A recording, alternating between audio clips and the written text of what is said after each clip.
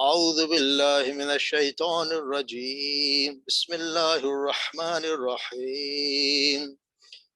وآية لهم الأرض الميتة وأحييناها وأخرجنا منها حبا فمنه يأكلون وجعلنا فيها جنات من نخيل وعناب وفجرنا فيها من العيون ليأكلوا من ثمره وما عملت أيديهم أفلا يشكرون سبحان الذي خلق الأزواج كلها مما تنبت الأرض ومن أنفسهم ومما لا يعلمون وآية لهم الليل نسلخ منه النهار فإذا هم مظلمون والشمس تجري لمستقر لها ذلك تقدير العزيز العليم والقمر قدرناه منازل حتى عاد كالأرجون القديم لا الشمس ينبغي لها أن تدرك القمر ولا الليل سابق النهار وكل في فلك يسبحون وآية لهم أنا حملنا ذرية في الفلك المشحون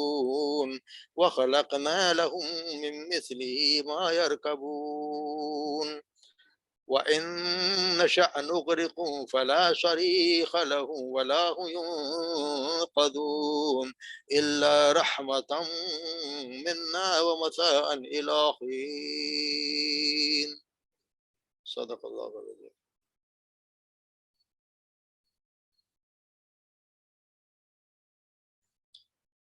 وآیت لہم الارض، اور ایک نشانی ہے ان کے لیے ارض زمین میں میتن مردہ زمین یعنی بنجر زمین ان کے لیے ایک نشانی ہے. احییناہا، ہم نے زندہ کیا اسے، واخرجنا، اور نکالی ہم نے، منہا اس سے، حبا نباتات، ومنہ پس وہ اس سے، یاکلون کھاتے ہیں. وجعلنا، اور ہم نے بنایا، فیہا اس میں، جنات باغات، من نخیل انگور کھجوروں کے، وعناب اور انگوروں کے، وفجرنا فیہا، اور پھاڑ دی ہم نے یا نکالے ہم نے، فیہا اس میں سے، من العیون چشمے جاری کر دیے، اس میں سے ہم نے چشمے جاری کر دیے، لیاکلو تاکہ یاکلو وہ کھائیں، من ثمرہ اس کے پھلوں سے، وعملتہ ایدیہم وما عملتہ، اور جو نہیں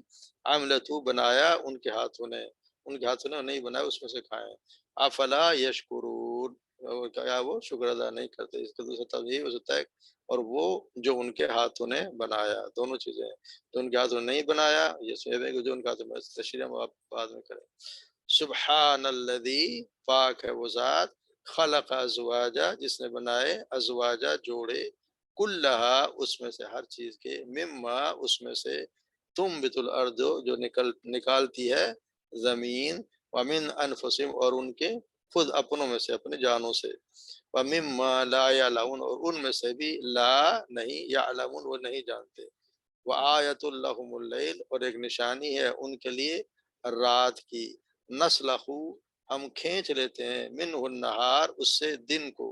فاذا هم پس اچانک وہ ہو جاتے ہیں، مظلمون اندھیرے میں، یعنی اندھیرے میں ہو جاتے ہیں. والشمس، اور سورج، تجری جو چلتا ہے، مستقر لہا اپنے ٹھکانے کے لیے، ذالک یہ ہے، تقدیر یعنی کہ اندازہ، العزیز العلیم غالب اور بہت زیادہ غالب، سب پر غالب اور سب کچھ جاننے والے کی طرف سے. والقمر، اور سورج، قدرناہ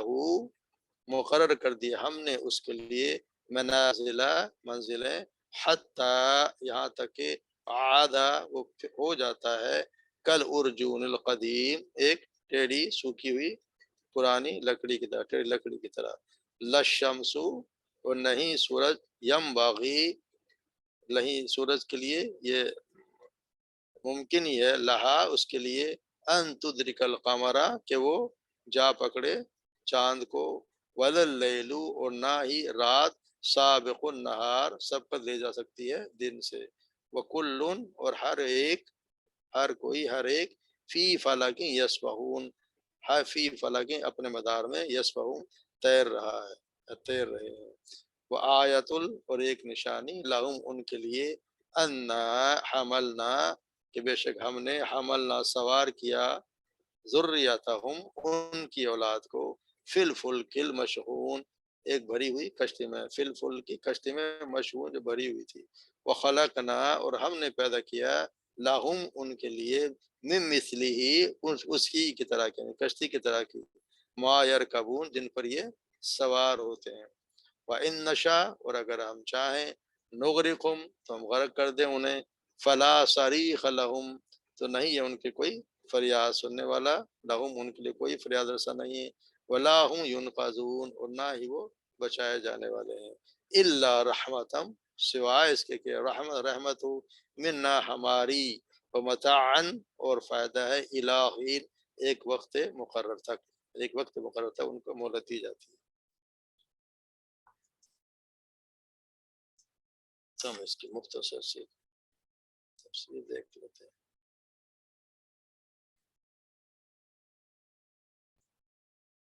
जैसे हम पिछले दो रकूं में पढ़ते आते हैं, कुफार मक्का जो अल्लाह अल्लाह के रसूल की तकजीब करते थे, उनकी मुखालफत करते थे, इनकार किया करते थे, उसके रवैये की इब्तिदा रकू है अल्लाह तबारक व तआला मलामत की है। तो अब इस तकरीर बुनियादी जो उनका तनाज़ था, यानी एक ही बात थी, बुनियादी क्या थी, तौहीद, एक अल्लाह की बात। ये झगड़ा असल में यही था झगड़ा, वरना रब को तो, अल्लाह को तो वो भी मानते थे, कुफार मक्का भी मानते थे कि अल्लाह है। उनसे कोई पूछो, कुरान कहता है उनसे पूछो कि जमीन को किसने पैदा किया, वो कहेंगे अल्लाह ने। आसमान को किसने पैदा, वो कहेंगे अल्लाह ने। जमीन रिज्क कौन देता है, अल्लाह देता है। मारता कौन, सब कहते थे हाँ अल्लाह दे, रब रब रब देता है। बात सिर्फ आके टिकती थी इस पे, कि ये तौहीद पे, कि अल्लाह के सिवा भी कुछ हस्तियां हैं जो हमारा,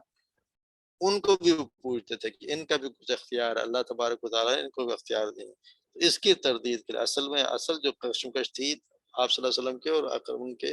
कुफार के दरमियान, वो असल मसला ये तौहीद और आखिरत का अकीदा था।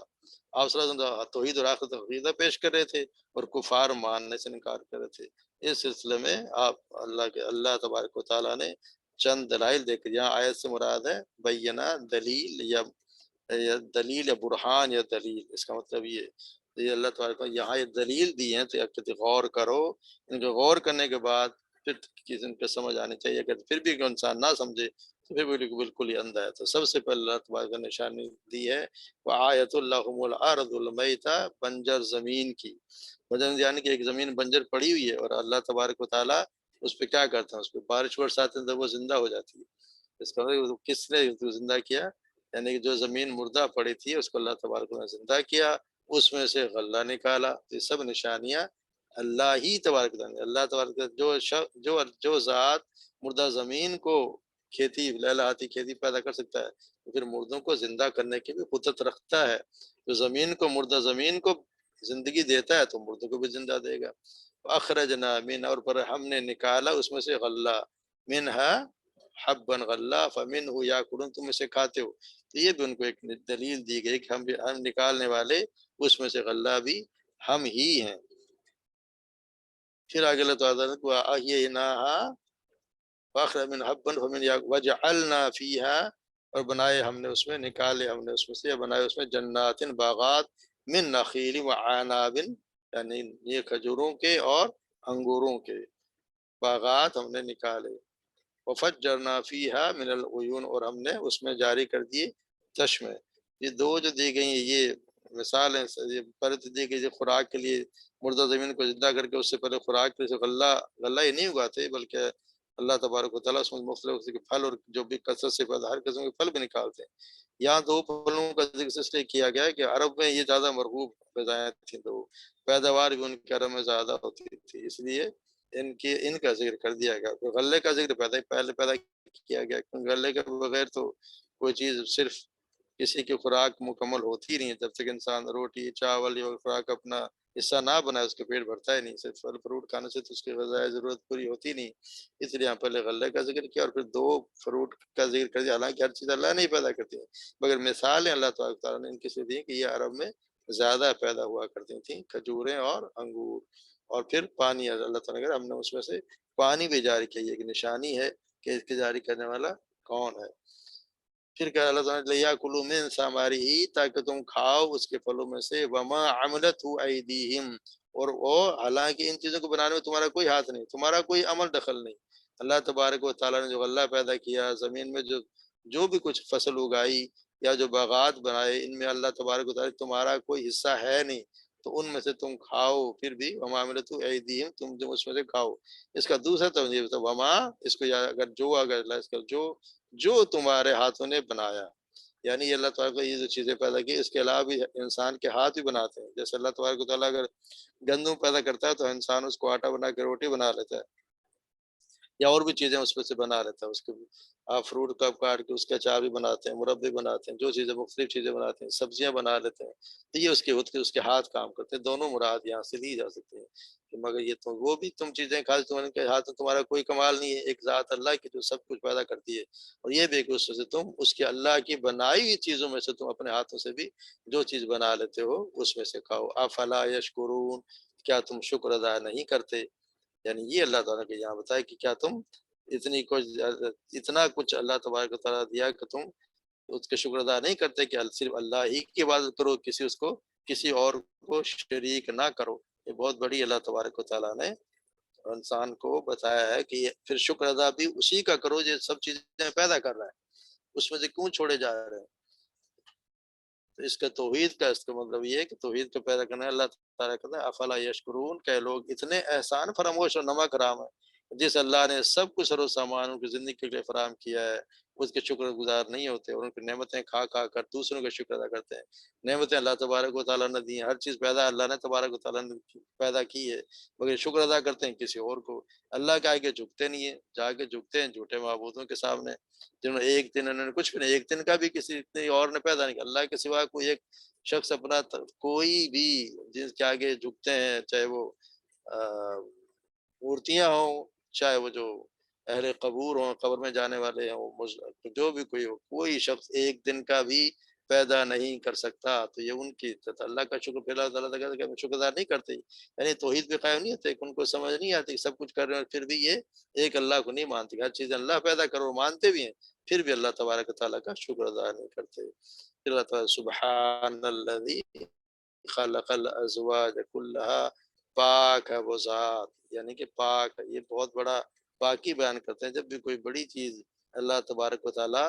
کسی چیز کی مثال دیتے ہیں تو سبحان کا مطلب بہت پاک ہے وہ ذات، اس کو یعنی ہر کمزوری سے، ہر نقص سے پاک ہے، ہر قسم کی غلطی کمزوری سے پاک، اس بات میں کوئی پاک، اس میں کوئی شک نہیں۔ جب بھی کوئی اللہ تبارک و تعالیٰ دلیل دیتے ہیں ان کے شرک کے خلاف، تو بھی اپنی یہ پاکی سبحان کا لفظ استعمال کرتے ہیں، یا کوئی بہت بڑا کارنام جیسے ہم پڑھے معراج کے واقعے میں سبحان الذی یسریٰ بعبدہ عبادہ، تو اپنے بندے کو لے گیا راتوں رات، تو اس میں بھی سبحان کا لفظ استعمال ہوا ہے۔ تو یہ لفظ آتا ہے اس وقت جب کوئی یعنی اللہ تبارک و تعالیٰ ہر عیب سے، ہر نقص سے، ہر کمزوری سے پاک ہے۔ جب بھی کسی شرک کا عقیدہ بنی کہ اللہ تعالیٰ کہ اس کا کسی شرک کا عقیدے کا مطلب یہ ہے کہ اللہ تعالیٰ پر کسی نہ کسی نقص یا کسی شریک تجویز کرنے کے معنی یہ ہے کہ ایسی بات کرنے والا اصل میں یہ سمجھتا ہے کہ اللہ تبارک و تعالیٰ اپنی کائنات کا کام چلانے کے قابل نہیں ہے، یا وہ مجبور ہے کہ اپنی کائنات میں کسی کو دوسرے کو بھی شریک کرے، یا دوسری ہستیاں ایسی طاقتور ہیں جو اللہ کے نظام میں دخل دے رہی ہیں، یا اللہ تبارک و تعالیٰ ان کے مداخلت برداشت کر رہا ہے، یا معاذ اللہ اللہ تعالیٰ میں وہ انسانی بادشاہوں کی جو کمزوریاں ہیں کہ اس کو کہ مشیر چاہیے، اس کو شہزادے چاہیے، تو یہ سب جب تک ان کے ہر مشرک کے ذہن میں یہ بات ہوتی ہے کہ اللہ تبارک و تعالیٰ نے اختیارات کسی اور کو دیے ہیں، کہ ان مشرکوں میں تھی اور آج کل کے ہمارے مشرکوں میں بھی یہ بات ہے کہ اللہ تبارک و تعالیٰ نے بہت سے کام کسی اور کو سونپے ہوئے ہیں، تو پھر ان سے مانگتے ہیں کہ اللہ ان کے ذہن میں یہ ہے کہ مشکل کشا کوئی اور ہے، مشکلیں کوئی اور حل کرتا ہے، غوث اعظم کوئی اور ہے، جو سنتا کوئی وہ ہے، اللہ تبارک و تعالیٰ نہیں سنتے، وہ سنتے ہیں۔ اس طرح بہت سے داتا بھی ہیں کہ دیتے اللہ رہے، دیتا سب کو اللہ ہے، مگر وہ کسی اور کو بھی داتا بنایا ہوا ہے۔ یہ سارے شرک کے قسمیں ہیں، اور یہ ہیں جب اس وقت انسان سمجھتا ہے کہ اللہ تبارک ہے، نعوذ باللہ اللہ میں کوئی کمزوری ہے، تو اللہ تعالیٰ نے پہلے سبحان الذی، ہر قسم کی کمزوری سے پاک ہے وہ ذات، خلق ازواج کل، جس نے ہر قسم ہر چیز کے جوڑے بنائے، ہر چیز کا اللہ تبارک تعالیٰ نے جوڑا بنا دیا ہے، چاہے وہ نباتات ہوں، چاہے جمادات ہوں، یا انسان خود ہو، ہر کسی کا اللہ نے ایک جوڑا بنایا، اور زوج کے معنی بہت سے، اس کے بہت سے معنی آتے ہیں، اس کے زوج کے معنی کہ ایک دوسرے کے ایک ساتھ ساخت کی، اس کے اگر جیسے ایک جوڑے ہم انسان کے بھی، ہم جتنی بھی چیزیں انسان کے جوڑے ہیں، ان کے جتنے نباتات، حیوانات، کوئی بھی اشیا پائے جیسے اس کا ہونا ہو، سب کی اللہ تبارک تعالیٰ نے کچھ کی قسمیں بھی بنا دی ہیں۔ جوڑا یہ بھی ہوتا ہے کہ ایک جوڑا، ایک جوتا جو دوسرے جوتے کا جو تھا وہ بھی جوڑ ہوتا ہے، تو اس طرح ہر چیز کے اللہ تبارک و تعالیٰ نے کل شیء خلقنا زوجین لعلک، ہر چیز اللہ تبارک فرمایا کہ ہر چیز میں ہم نے دو دو قسم بنائی تاکہ تم نصیحت حاصل کرو۔ ایک تو ایک اللہ کی ذات ہے جو وہ اکیلی ہے، اس کے علاوہ اللہ تبارک و تعالیٰ نے ہر چیز کے جوڑے بنائے ہیں، مما خلق مما تنبت الارض، جو اگاتی ہے زمین اس کے ہر، اور تمہاری خود اپنی جان میں، اور مما لا يعلم، اور ایسی بھی چیزیں تم جانتے نہیں ہو، یہ لوگ نہیں جانتے اس چیز کا اللہ نے جوڑا بنایا سوائے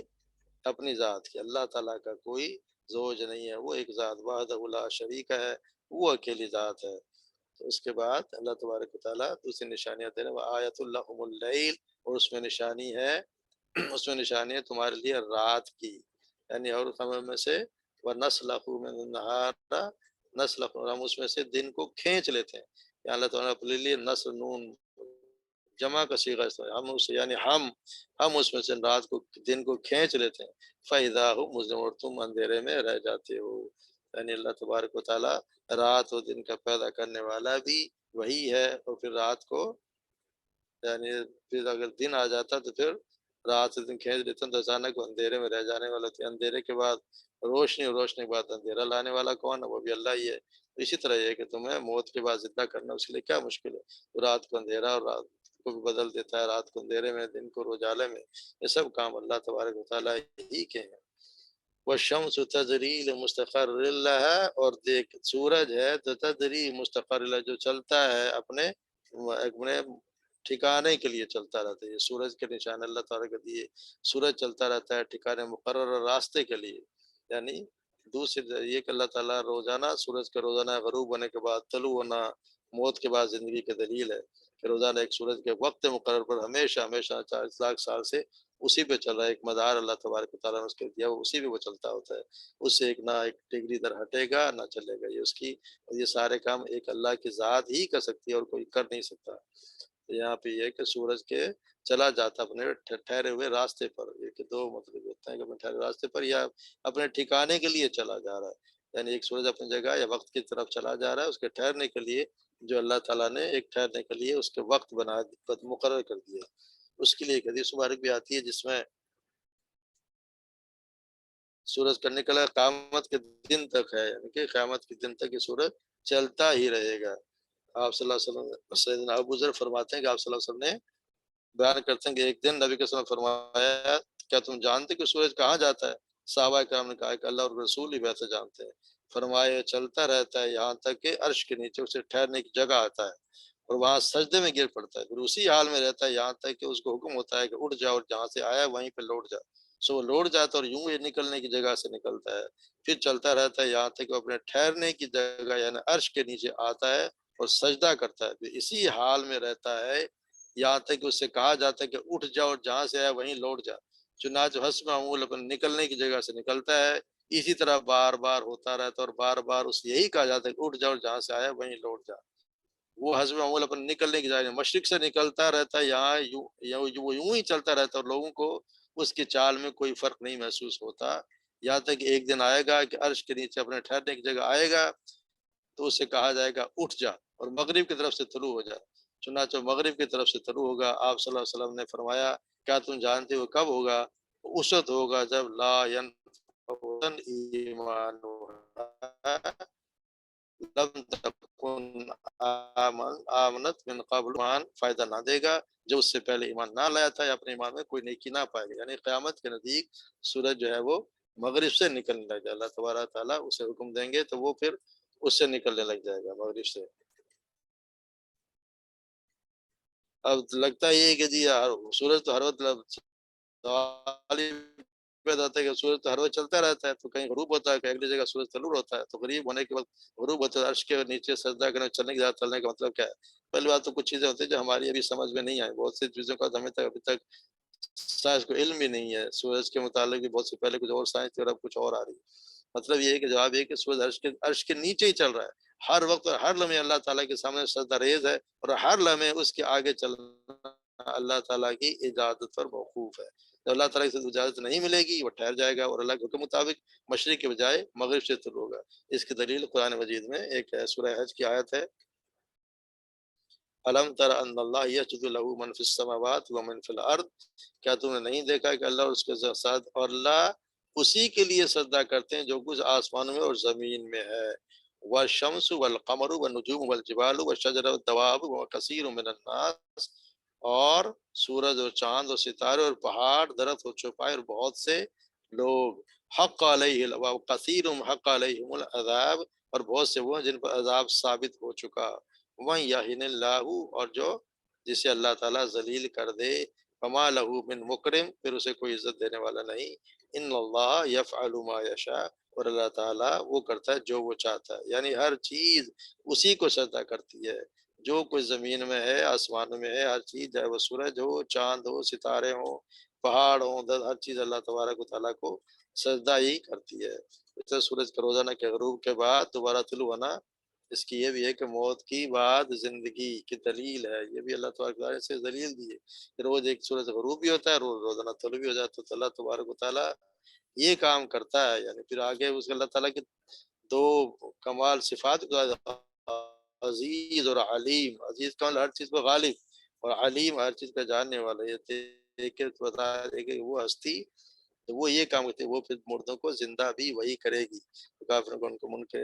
کفار مکہ کہا کہ زندگی بس یہی ہے جو ہے، اس کے بعد کوئی زندگی نہیں ہے، تو اس کی یہ تردید ہے کہ یہ اللہ تبارک و تعالیٰ جو یہ کام کر سکتا ہے وہ یہ بھی کرے گا۔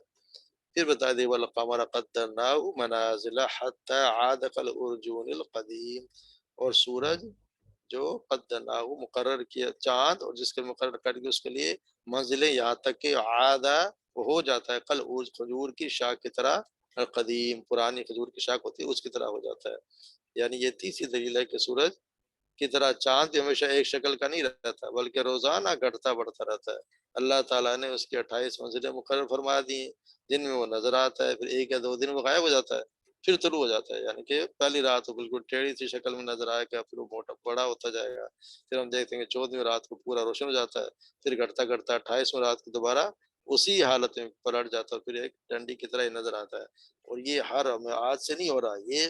پچھلے 40 لاکھ سال سے ایسا ہی چلتا جا رہا ہے۔ ایک اللہ تبارک و تعالیٰ کا نظام ہے، جو اللہ تبارک و تعالیٰ کا نظام اس وقت سے چلا آ رہا ہے، تو یہ اس کا مطلب کہ چاند کی مقرر منزلیں میں کوئی فرق آتا ہی نہیں ہے، ہمیشہ اسی حساب سے ہر ایک وقت سے وہ چلتا ہے، اسی وقت پہ چلتا ہے ہر وقت، اسی لیے انسان جو حساب لگا کر نہیں معلوم کر سکتا ہے کہ کس روز چاند کس جگہ نکلے گا، کس منزل پر ہوگا، اور اس کی حرکت کس ضابطے کی پابند نہ ہوتی تو حساب لگانا ممکن نہ ہوتا، تو ایک اللہ تبارک و تعالیٰ اس کا ایک بنا دیا مدار، اسی پہ چلے گا، ہر روز اسی پہ چلے گا، اس کی منزل اللہ نے مقرر کر دی، اس سے کوئی ہٹتا نہیں ہے، اسی پہ چل رہے ہوتے ہیں سارے کے سارے۔ پھر الحمدللہ لا شمس ینبغی، اور نہیں ہے سورج کے لیے لائق، کیا اس کے کوئی سورج کی مجال نہیں ہے، لہا ان تدرک القمر کو جا پکڑے چاند کو، اور نہ ہی رات کو سابق نور پہلے آئے، دن سے پہلے آ سکتی ہو، کہ اس کی بھی ایک کوئی اس میں اس کی یہ اس میں طاقت نہیں ہے کہ وہ چاند سے پہلے اس کو چاند کو جا پکڑے، یا سمجھو کہ چاند کے مدار میں چل گھس جائے، سورج کی مجال ہے نہیں، وہ اپنے اپنے مدار میں چل رہے ہیں، یہ اپنی جگہ پہ چل رہا ہے، کسی کو نہ ہی وہ وَلَلَّيْلُ سَابِقُ، اور نہ ہی ایسا ہو سکتا ہے کہ رات جو ہے وہ سبقت جائے دن پر، ایسا نہیں ہو سکتا کہ رات دن کو رات ہو جائے اور رات کے وقت سورج نکل آئے، اللہ تبارک ہر کسی کا وقت مقرر کر دیا ہے، سورج نے دن میں ہی نکلنا ہے اور چاند نے رات کو ہی نکلنا ہے، کسی کو کی ہمت نہیں ہے اللہ تبارک کے نظام کی کوئی خلاف ورزی کرے، وَكُلٌّ فِي فَلَكٍ يَسْبَحُونَ، ہر کوئی اپنے مدار میں تیر رہا ہے، ہر کوئی گردش کر اپنے اپنے مزاج میں چل رہے ہیں، اپنے مزاج کا کہیں نہیں. تو یہ سارا نظام، اس سے اللہ تعالیٰ نے ساری مثالیں دی انسان کو جس میں تھوڑی بہت بھی عقل ہے، جو عقل کا اندھا نہیں ہے، جو بالکل ضد پہ نہیں ہے، اس کو عقل آ سکتی ہے کہ سارا نظام، اتنا کچھ نظام ایک غالب، ایک ہستی، ایک اللہ تبارک و تعالیٰ ہی کر سکتا ہے، اس کے علاوہ نہ کسی کی طاقت، اور اس کے بغیر یہ بھی نہیں ہوتا کہ کوئی ہو ہی نہ، خود بخود یہ سارا نظام چل رہا ہو. تو ایسا تو ہونے سے رہا کہ خود بخود یہ سب کچھ نظام چل رہا ہو، ایسا ہے نہیں. تو اللہ تبارک و تعالیٰ ہی کی ایک ذات واحد ہے جو یہ سارا نظام چلا رہی ہے. پھر اللہ تعالیٰ ایک اور مثال دیتے ہیں، وہ آیتن، اور ایک دلیل یا آیت اس میں ہے، ان حملنا ذریتہم، بے شک ہم نے سوار کیا ان کے اولاد کو، فی الفلک المشحون، ایک کشتی میں جو بھری ہوئی تھی. یہ سیدنا نوح علیہ السلام کی کشتی کی بات ہو رہی ہے کہ اس کے مراد ان کی نوح علیہ السلام کی کشتی، یعنی ایک نشانی میں یہ ہے کہ ہم نے ساری نسل انسانی کو بھری ہوئی کشتی میں سوار کر دیا. یعنی جو نوح علیہ السلام پہ جو لوگ ایمان لائے تھے ان کو اس کشتی میں سوار. سے یہ بتاتا ہے کہ سب سے پہلے جو کشتی بنائی گئی وہ سیدنا نوح علیہ السلام نے جو کشتی بنائی وہی سب سے پہلے بنائی گئی. اس سے پہلے کشتی بنانا کسی کو نہیں آتا تھی. اللہ تبارک و تعالیٰ نے اپنی نگرانی میں کشتی بنائی، اور جتنے لوگ تھے اتنے ہی لوگ تھے دنیا میں، وہی بچے جو اس کشتی میں سوار ہو گئے بس. یہ ساری اس کے بعد جتنے بھی دنیا میں لوگ ہیں انہی کی اولاد ہیں، انہی لوگوں کی اولاد ہے، ذریاتہم، ان کی اولاد کو ہم نے سوار کر دیا بھری ہوئی کشتی میں. تو جو لوگ اس میں آئے، اس کشتی میں جو سوار ہو گئے وہ بچے، باقی سب لوگ غرق ہو دیے. اللہ تعالیٰ نے یہ سکھایا کہ جی ہم نے ایک نشانی اس میں بھی ہے، وَخَلَقْنَا لَهُم مِّثْلِهِ، پھر ہم نے پیدا کی اس کے مثل، یعنی اس کے مثال اور کشتیاں بھی ہو سکتی ہیں. ہم نے اور کشتیاں پھر بعد میں لوگوں نے بنائی اس کی مثال مَا يَرْكَبُونَ، جس میں سوار ہوتے ہیں، یا اس سے مراد اور وہ چیزیں بھی ہو سکتی ہیں جن میں لوگ سوار ہوتے ہیں. جیسے عرب میں اونٹ کو بھی کہتے تھے کہ جی یہ سفینہ سفینہ سفینہ کہا کرتے تھے اس کو بھی، کہ یہ بھی جہاز ہے، صحرا کا جہاز ہے. تو اس کے یعنی اور بھی سواری، جو بھی چیزیں سوار ہوتی جن پر لوگ سوار ہوتے ہیں وہ بھی اسی سے تعلق رکھتے ہیں کہ اللہ تعالیٰ کہتے ہیں یہ بھی ہم نے ہی بنائے اس کی مثال. پھر اگر ان نشا نغرقکم فلا صریخ لهم، اور اگر ہم چاہیں تو غرق کر دیں انہیں، یعنی کشتی میں سوار اور ہم چاہیں تو ان کو سمندر کو حکم سے سمندر غرق کر دیں، فلا صریخ لهم، نہ ہے ان کا کوئی پھر کوئی فریاد رسا ہو، کوئی ان کی بات سننے والا نہ ہو، ولا هم ينقذون، اور نہ ہی وہ بچائے جا سکیں، چھڑائے جائیں، وہ چھڑائے بھی نہیں جاتے. اگر ان کو ہم چاہیں تو ان کو غرق کر دیں. کہ اللہ کی ذات ہی ہے جس نے کشتیوں کو بھی چلاتی ہے، سمندر کو مسخر کیا ہوا ہے، وہ کشتی پانی کو بھی یہ کہ کشتیوں کو اٹھائے، جہازوں کو، بڑے بڑے جہازوں کو پانی میں اللہ تعالیٰ نے مسخر کیا، وہ جہازوں کو چلاتا ہے. اور یہ اللہ نے خوبی رکھی ہے کہ ہر چیز کو اللہ نے اس کا اس کے اللہ ہی کتاب ہے اور اس کے حکم سے چیز چلتی ہے. ولا هم ينقذون، نہ ہی کوئی چھڑا سکتا ہے انہیں، الا رحمت منا، سوائے ہماری رحمت کی. یعنی کہ ہماری ذات، ایک اللہ کی ذات ہے، تو وہ وہی ہے جو اس کو بچائے ہوئے، جو ہمیں کشتی پار لگاتی ہے، اور وہ بھی ہے فائدہ دینا ہے الی حین، ایک وقت مقررہ تک، یعنی زندگی کی مقررہ مدت تک. یہ ہماری رحمت کا نتیجہ ہے کہ ہم سمندروں اور ہوائوں کے سرکش اور بے پناہ قوتوں کو اپنے کنٹرول میں رکھتے ہیں، اور جس سے مسافر تاجر صحیح سلامت کنارے پر جا اترتے ہیں. اللہ تبارک و تعالیٰ نے اپنی یہاں پہ مثالیں، آیات، برہان، یعنی دلائل دیے ہیں ان کو اپنی وحدانیت کی، توحید کی. اس لیے قرآن صحیح سورہ یاسین میں توحید اور رسالت یہ بہت زیادہ بیان ہوئی ہے. یہ مکہ کی صورتوں میں، جتنے مکی صورتیں ان میں توحید، کیونکہ وہ سب سے زیادہ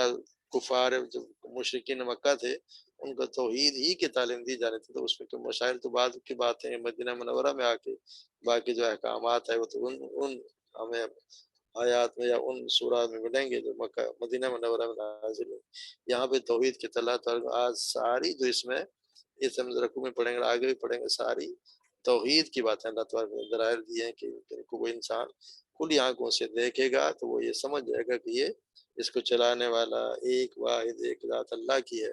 اگر بہت مختلف ہوتے تو کوئی کچھ اگا رہا ہوتا ہے، کوئی کچھ اگا رہا ہوتا ہے، اور یہ سارا نظام تلپٹ ہو جاتے. ممکن نہیں ہے کہ کوئی دو چار لوگ وہ چلا رہے ہوں، ایک سورج اپنی گردش اسی مدار میں کیے جا رہا ہے اور لاکھوں سال سے کیے جا رہا ہے، اور سورج تو کچھ بھی نہیں ہے. ایسے بہت بڑے بڑے اور بھی سورج ایک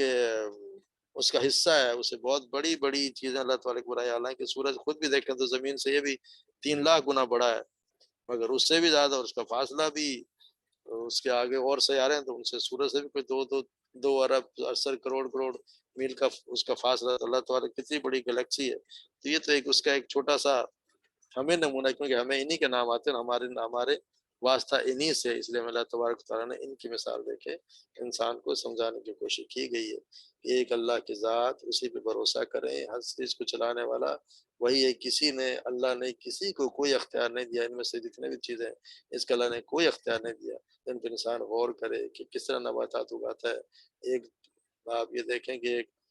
بیج ہم ڈالتے ہیں، اس کو ہر ہمیشہ ایک بیج کے ایک ہی چیز نکلتی ہے. اگر گندم کا تو گندم ہی نکلے گی، اور کوئی اور چیز ہے تو آپ ہمیشہ اس میں سے کتنی چیزیں وہی نکلی. اللہ کی خاصیت اللہ نے پیدا کی ہے. اور پھر اگر آپ درخت میں کبھی غور کریں تو کتنا ہر درخت کا، اگر ایک ایک پتے کا کس طرح اس کے نقش و نگار ہیں، کس طرح اس کو کٹاو ہے، اور ہمیشہ وہی آتا ہے. تو کس نے بنایا ہے؟ یہ نقش سارے اللہ کے بنائے، اللہ کے سوا کوئی نہیں. تو اسی کا ہے، سب کچھ اسی کا ہے. لہ الملک السماوات والارض، ساری بادشاہی اسی کی ہے، سب کچھ لہو ما فی السماوات، اسی کا ہے جو کچھ زمین آسمان میں ہے. سب کچھ اسی کا پیدا کرتا ہے، اور سب کچھ اسی کا ہے، اور سب اسی کی بندگی کرتا ہے. ایک انسان ایسا ہے جو اللہ کو چھوڑ کے اور لوگوں کی بھی بندگی کرتا ہے. تو اللہ تبارک و تعالیٰ ہمیں شرک سے بچائے، اور اس خالص اللہ ہی کی اپنی ہی بندگی کرنے پہ اللہ تعالیٰ ہمیں توفیق عطا فرمائے. وما علینا الا البلاغ.